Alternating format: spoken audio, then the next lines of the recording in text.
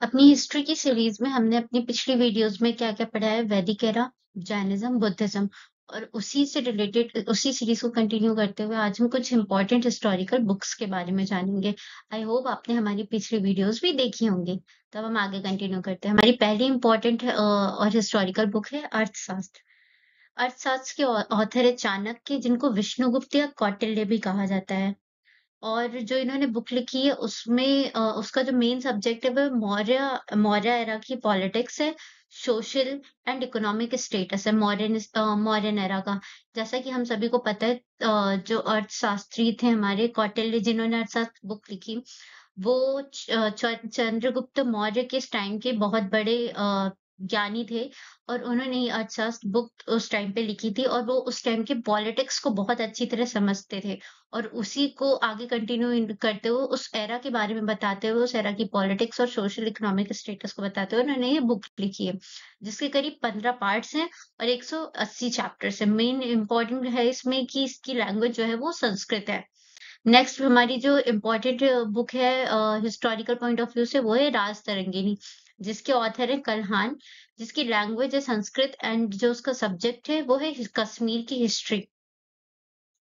उसके बाद हमारी जो नेक्स्ट हिस्टोरिकल बुक है उसका नाम है चचनामा, यानी कि फतेह सिंध भी जिसे बहुत जगह फतेहनामा है सिंध भी जिसे बहुत जगह पे आपको इस टाइप से भी मिल जाएगी।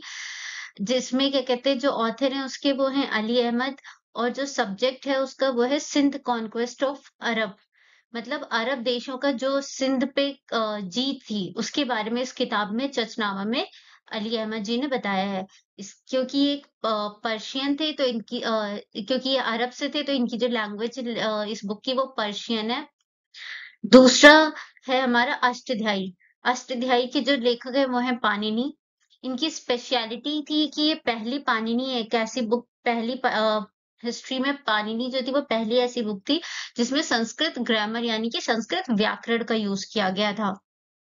दूसरा इसकी जो सब्जेक्ट था उसका था वो था knowledge of pre modern and modern era political system.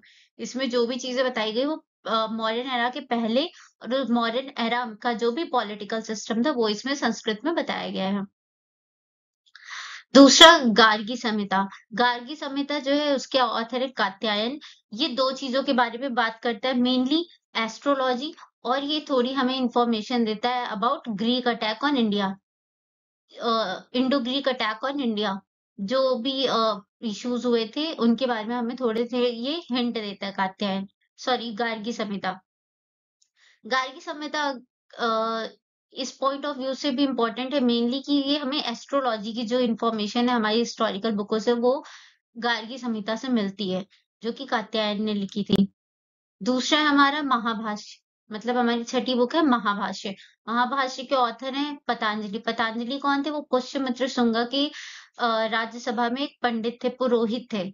इनका जो सब्जेक्ट था वो था इंफॉर्मेशन अबाउट शुंगास। ऑब्वियस सी बात है, कॉमन सेंस की बात है कि अगर ये पतंजलि जो थे पुष्यमित्र के प्रीस्ट थे तो उन्हें इंफॉर्मेशन भी शुंगा एरा की ही दी होगी। थोड़ा सा नोट मैंने डाला है आपके समझने के लिए। शुंगा डायनेस्टी जो थी वो 5th रूलिंग डायनेस्टी थी मगध की, जो नॉर्दर्न इंडियन सब कॉन्टिनेंट को कंट्रोल करती थी करीब 187 टू 75 बीसीई में। आपको इन इम्पोर्टेंट में से एक चीज और बतानी थी, जैसे कि जो राज तरंगिणी जो हमारी बुक है, वो पहली ऐसी ऐतिहासिक बुक है जिसमें ऐतिहासिक घटनाओं को क्रम संख्या में लिखा गया। मतलब उसके पहले क्या होता था, ऐतिहासिक घटनाओं को क्रम के हिसाब से नहीं लिखा जाता था। पर राज तरंगिणी में ये चीज आपको मिलेगी कि राज तरंगिणी में जो भी ऐतिहासिक घटनाएं थी उनको क्रमशः लिखी गई, मतलब line by line, year by year, era by era लिखा गया, जो समझने में आगे जाके आगे उसको इजी बनाता है। तो हो आई आई होप कि आपको ये वीडियो अच्छी लगी होगी और इन्फॉर्मेटिव लगी होगी। हमारी ये जो सीरीज चल रही है mostly exam point of view से चल रही है, चाहे आप किसी भी कॉम्पिटेटिव एग्जाम की तैयारी कर रहे हो। तो जो भी अभी हिस्टोरिकल बुक्स थी इंपॉर्टेंट वो आपको बताइए मैंने। हम अपनी नेक्स्ट वीडियो जल्दी ही लाएंगे। जो वीडियो और भी इंपॉर्टेंट पॉइंट्स ऐसे ही डिस्कस कर रही होगी। आई विश आपको ये वीडियो पसंद आई होगी। Do like, share, subscribe, comment and please press bell icon for next most important video. Stay tuned with us. Radhe Radhe.